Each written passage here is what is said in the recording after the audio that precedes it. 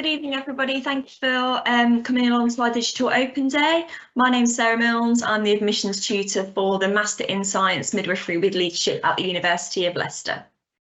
So why think about our course? So we are a unique and pioneering course. We were developed on the back of a lot of the maternity scandals that have happened that you might have heard about in the press.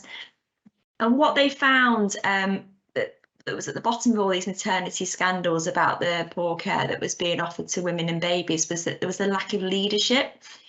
So University Hospitals of Leicester, which is our local trust, got together with the University of Leicester and developed this new undergraduate master's course. Because it's an undergraduate master's course, you're able to claim the NHS Learning Support Fund for all 4 years. Whereas if you were to do a traditional 3-year Bachelor of Science degree, you could claim the learning support for those 3 years, but any postgraduate study you'd have to fund yourself. So it just gives you that extra £1,000 for the year that you do the Masters, the 4th year of the course. We have leadership integrated throughout, so you have a leadership module every single year, and we've been approved against the future midwife standards.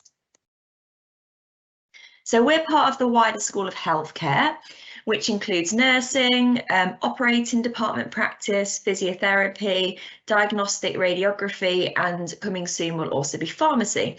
So you're probably thinking, why does that matter? The reason this matters is because we firmly believe in multidisciplinary team learning from day one. So when you have an effective multidisciplinary team ethic and you understand each other's roles and you're able to work together, it gives better outcomes for the women and the patients that you're caring for. So all the way through the course, we have shared learning with predominantly nursing, but also with physiotherapy. So here is a selection of our team members. So we're an ever expanding team. Most of our lecturers are trained to master's level, if not PhD level, and we all have very varied things that we're passionate about. So my passion is perinatal mental health. I also run the emergencies and midwifery module. We've got people that are experts in infant feeding, salutogenesis, home birth. So really passionate about home birth. We've got a lecturer that's really passionate about clinical skills, and also things like EDI and decolonising the midwifery education. So our course structure then, because we're a 4-year course, even though we're a 4-year course, you still have to do the 4,800 hours, which is it's standardised by the Nursing and Midwifery Council.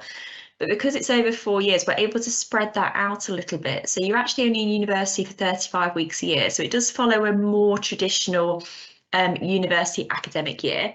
So what that equates to is if you were to go and do a course elsewhere, you'd probably get a couple of weeks at Easter, a couple of weeks off at Christmas, and then 3 or 4 weeks in the summer. And we're able to offer our students 3 weeks at Christmas, 3 weeks at Easter, and providing they have nothing else to make up, so they've had no sickness, or they don't need to redo any modules for whatever reason, then they have a big long 11-week summer break, which a lot of our students like because it means they can either go off to work and they can make some money for the following year, or they can just frankly sleep and have a bit of a break, because it is quite an intense course to do a midwifery course, and then they come back, fresh-faced and happy when they come back in September. And so like any midwifery course on the new standards, it is split 50% theory, 50% practice, and how it works is we do a block system. So you kind of do 6 weeks of theory, then 6 weeks of practice. So you are actually going on your first placement after 6 weeks of theory, so very quickly get you out there working with women in the community. You generally have 3 placements per year, and that's across a variety of different settings. And within your theory blocks, like I said, you'll have lots of opportunities for interprofessional learning. So it starts in year 1 and goes all the way through to year 4. And in your 3rd year, we send you on an elective, which is a placement that you organise yourself. And it is an elective internship where you go and work with a leader of the profession and report back on their leadership style and structure and how they have demonstrated good leadership qualities.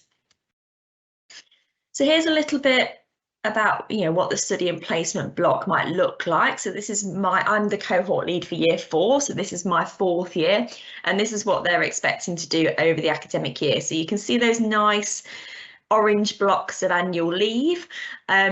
The reason the first part of the summer is green is because that's when we give you time to do a placement resit. If you've done everything, then you get to go on annual leave. So a little bit about the modules. So our curriculum is what we call a spiral curriculum. So we start at the bottom and we teach the very fundamental basics of midwifery. And then every year we build on those topics. So you go from kind of a novice all the way to an expert by the time you're in year 4.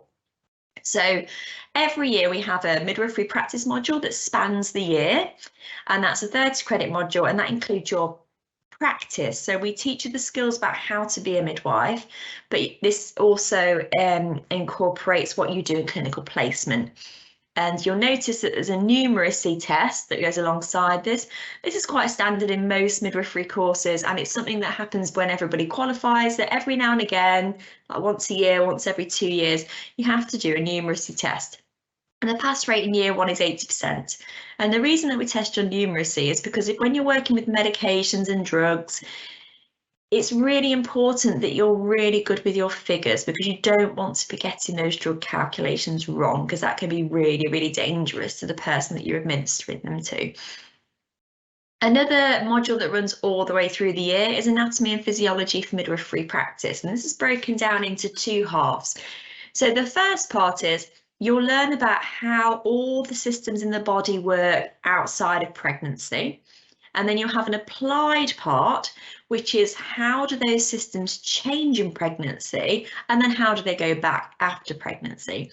And the reason that's so important is because if you can understand how the body is supposed to change and what's supposed to happen, it then makes it much easier to pick up when things are going slightly wrong and slightly deviating from what you would expect, and then you can refer to the rest of the team to ensure that woman gets the best care possible. Then there's your leadership module. In the first year, it's just about finding out what your own leadership style is. So we make you do lots of quizzes, and then you reflect on what you've found. Professional development is giving you the skills to become a professional, because a lot of people have not had to work in this environment before.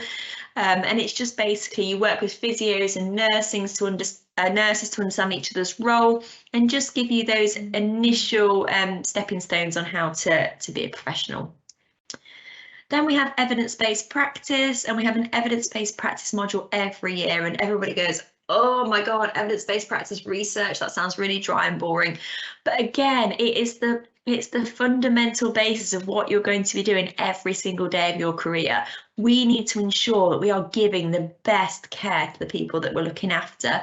And that all comes from being able to appraise and understand good evidence. Then your final module in year 1 is psychosocial concepts of public health. And again, public health is really important in midwifery, because this might be the only sustained period of contact that this woman and her family may have with healthcare professionals. They may never been into hospital before, never really had anything wrong with them before. So therefore they don't engage with healthcare professionals. We're in an ideal position to educate them about smoking, lifestyle, diet, vaccinations, all these things that are really, really important messages to get across. Then you'll start to see what I mean by spiral curriculum. So year 2, again, we had a midwifery practice module, and you'll notice that the numeracy pass rate goes up to 90%. So we're just building on that foundation from year 1. Leadership in this year is about teamwork. So we put you into groups with people who have got very similar leadership personalities to you, and you have to work together to produce something. We have promoting safe and effective midwifery through continuity of care models. So we look at different ways of practicing midwifery, compare and contrast them, and see actually what is better for the woman and her family in lots of different scenarios. Mental health comes into year 2, and this is because what they've found is that if you just treat someone's physical health or you just treat someone's mental health, actually the outcomes are poorer. What we should be doing is providing that holistic care to women and families. So we should be encompassing everything that could affect them in their pregnancy journey. So you need to have a really good understanding of mental health, know how to recognise it, know how to refer women, and what that pathway kind of looks like as well. The next one is a full systematic physical examination of the newborn. This used to be called the NIPE, or the 24-hour check. And this was the check that all babies had, usually by a GP or a doctor, when they're 24 hours old.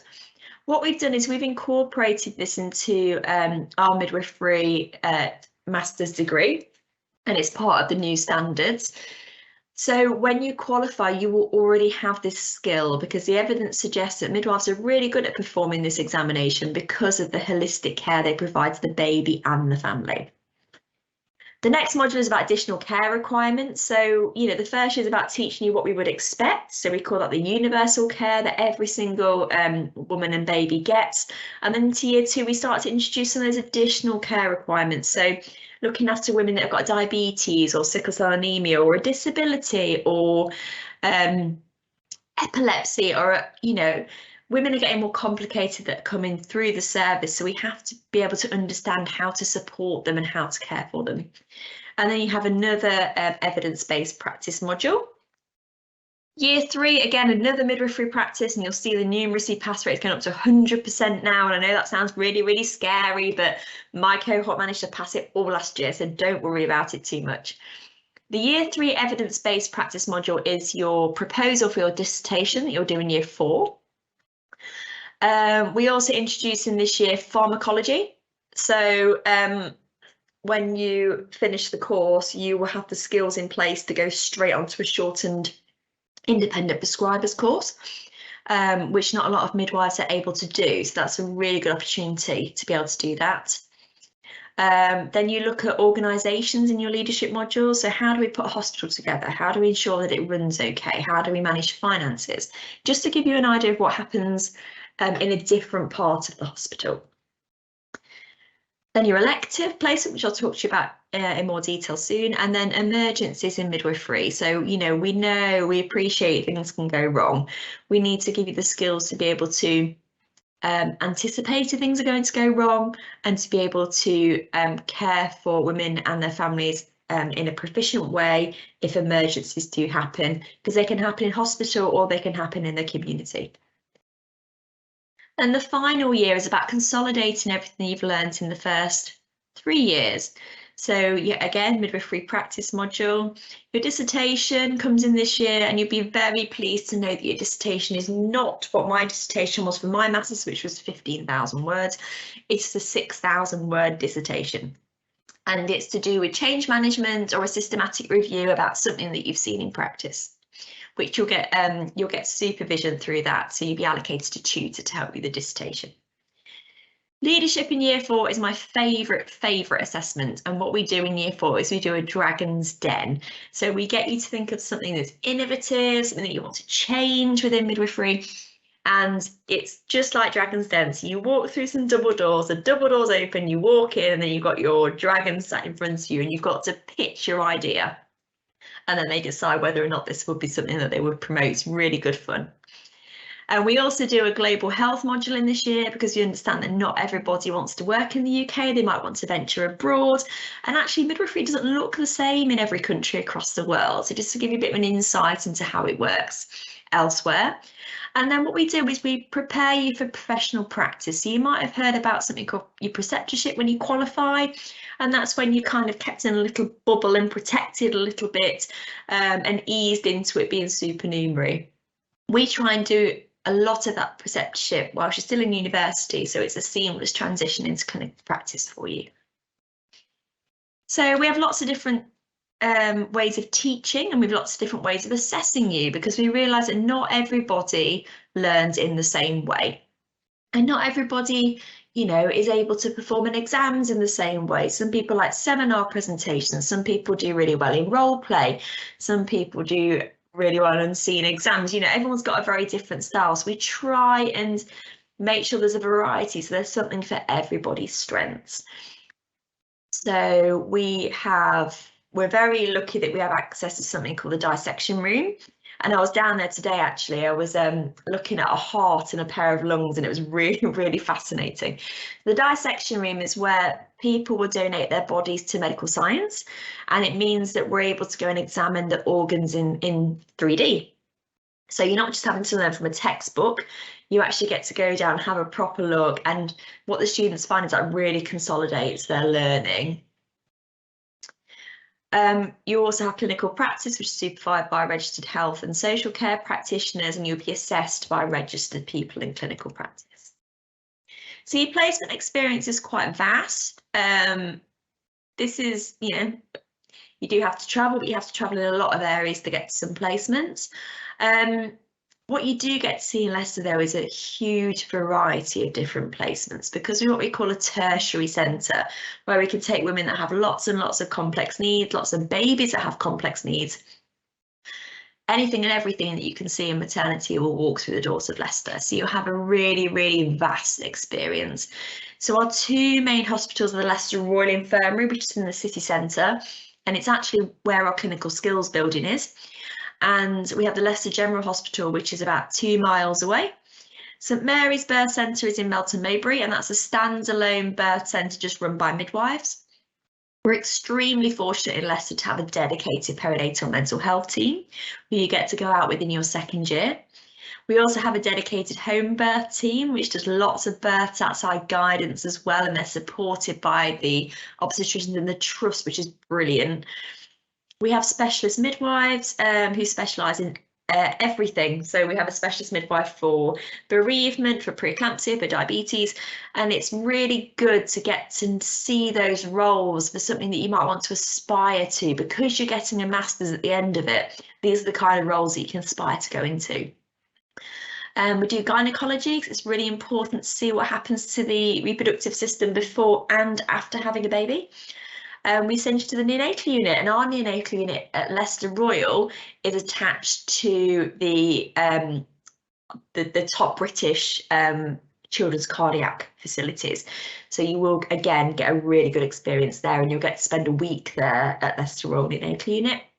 It's also really good because it enables you, when you're caring for families on the ward, that if they go down, if their baby has to go down to the neonatal unit, you're able to support them because you kind of understand what goes on down there. You can appreciate what happens, and you can empathise with what they're going through. And then you also have your elective internship. So everything that you will document from clinical placement goes in something called your MORA, your Midwifery Ongoing Record of Achievement. So this is what the paper copy of the MORA looks like. We've moved away from the paper copy now. We're actually doing an e-MORA. So everything's gone electronic, and then again, everyone thinks, oh my goodness, I don't know if I can do electronic. How am I going to get my personal supervisor to log on? Is it going to be really arduous? One of the good things about Leicester is we give you a free iPad that you don't need to give back unless you leave the course before graduation for any reason. So you have that iPad to be able to make notes in class, to be able to take to placement. You've got your MORA on there. Your practice supervisors can sign it really, really easily. So this is the elective internship. These are my cohort that had their elective last year. So if you look at the top left, this is Lucy. She went to the Health and Safety Investigation branch, and she was looking at case studies where continuous fetal monitoring had maybe not been monitored properly, or something had happened and they needed to review it. And one of the cases that she reviewed, she actually then went back and presented to University Hospitals of Leicester, so midwives, obstetricians, anaesthetists. So we're really proud of her for doing that. Next to her is Iman and Beryl, and they are with the Lead for Equality for Health Education England, and they got involved in the 5 Times More conference, and that looks at why women from Black and ethnic minority backgrounds are more likely to die in childbirth. So they were part of that conference, and they're continuing to do work with her, which is brilliant. Next to them is Neve, and she went to a hospital in Ghana because she wanted to experience what it was like to be a midwife in Ghana and the models that they have over there. And then she came back and compared it to a continuity of care model in Doncaster, which I think was very, very different, but she had a very good experience. And then below her is Iman and Ashley, and they are with Jill Walton, who is the president of the Royal College of Midwives. And they also got to work with Donna Ockenden, who did the report into Shrewsbury and Telford hospitals, and is now also looking into Nottingham hospitals. So these are some pictures. They're not professional pictures, they're ones that I've taken of our brand new clinical skills suite. So you can see we've got a dedicated home birth room, and then we've got bays that are set up to replicate a hospital. So all the clinical skills that you're going to learn and are going to take part in, you can do in a safe space, in an environment that's very similar to what you're going to be in, to then practice as much as you want before you go out and do it in real life. So I spoke a little about leadership before. So we deliver leadership and collaboration with the School of Business. We have a leadership focus from day one, and you will qualify with that extra qualification in leadership. So we want leaders at every level. We want leaders to go into the hospital and to be change makers, to be innovative, to look at the NHS and think, what can we do? How can we change this? How can we move it forward? You'll be assigned a leadership learning set, which is a mixture of nurses and midwives, and they meet about 5 times a year with a leader of the profession. And again, you just get to ask them questions, share stories, and they help you develop on your journey. You'll complete a leadership portfolio over 4 years. So in the first 3 years, it's just a formative assessment. So we just give you some guidance about how you're doing, and then in year 4 we actually mark it, and that becomes part of your award at the end. So it's easy to do this on face-to-face with people, but basically I put this slide in. This slide is it's Benedict Cumberbatch, but he's playing Alan Turing in The Imitation Game. And the reason this slide is in here is because he was brought in the war because we were losing terribly against the Germans. And because the Germans had a code they sent out every day and we couldn't crack it. And because we couldn't crack it, they always had the upper hand on us. So they brought him in to try and crack this code along with a few other people. And everybody, you know, everyone always thought that Alan Turing was a bit of a bumbling buffoon. Yes, he was clever, but had no common sense. He was quite selfish in the way he worked. He liked to work by himself. But actually, he was the person that people didn't imagine to do anything, who did the thing that nobody could imagine. He cracked the code. He cracked the code because he developed something, a machine that was able to crack it. And now, nowadays, we call that machine a computer. So he was a very, very good person.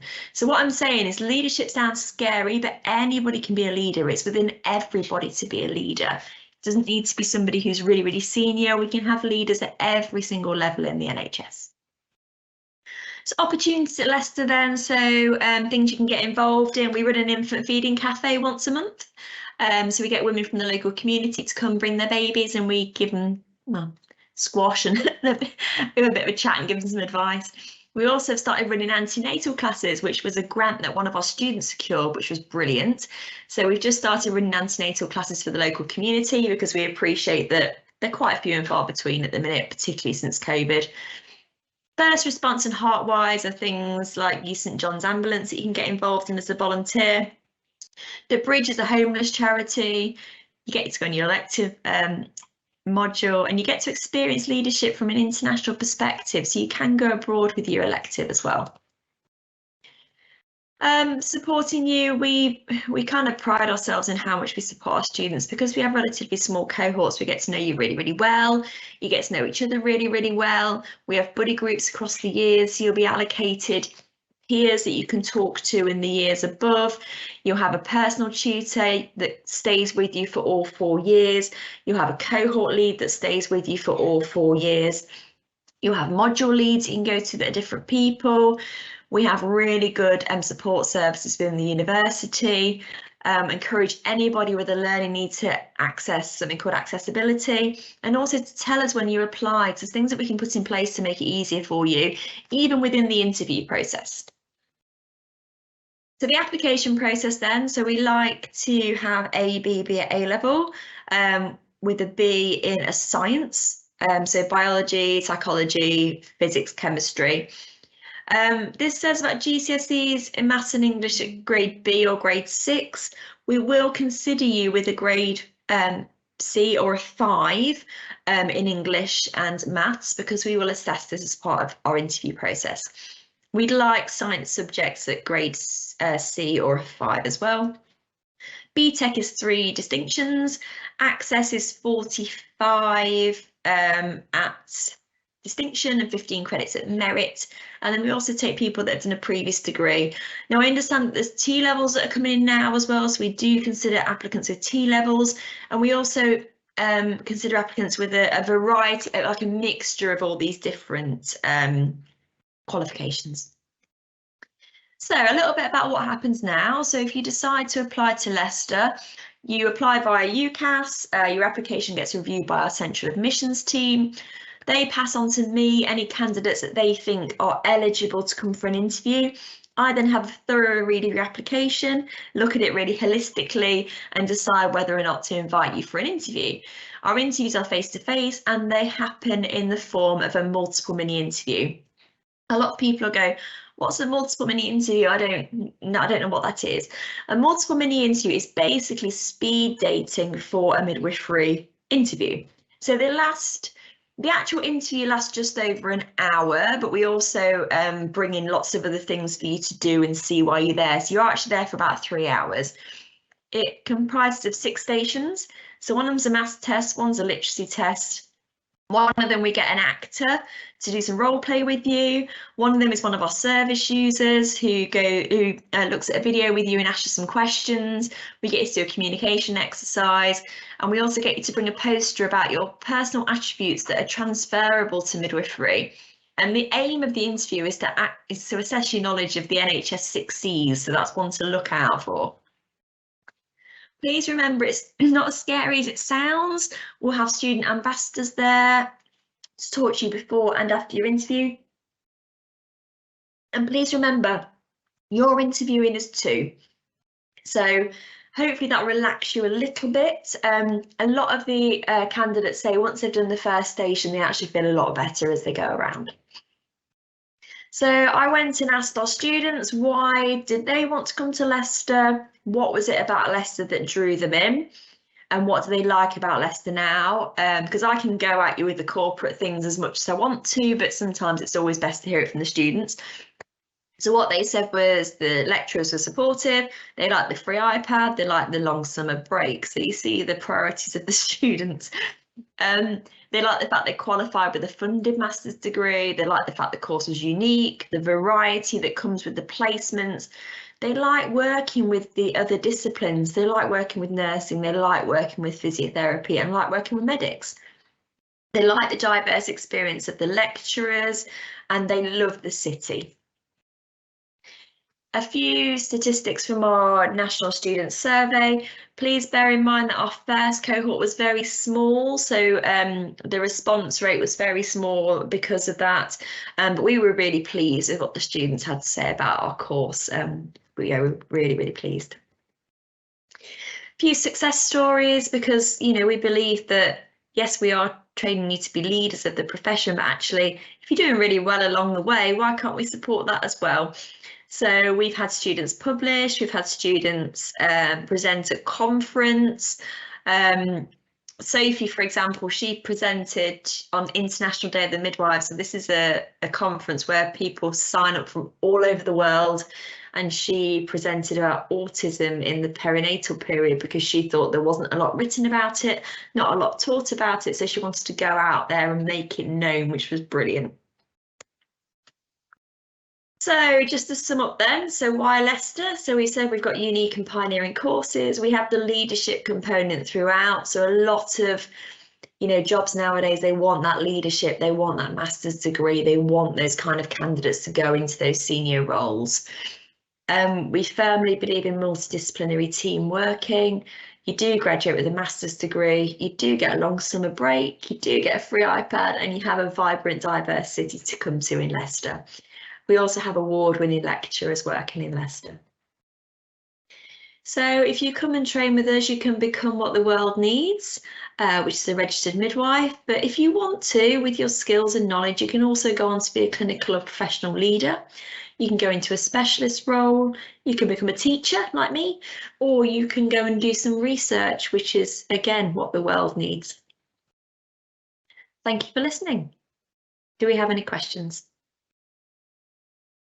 Hi, Sarah. So I'm just going to ask you a couple of questions. So what would you say a typical day looks like for a midwifery student?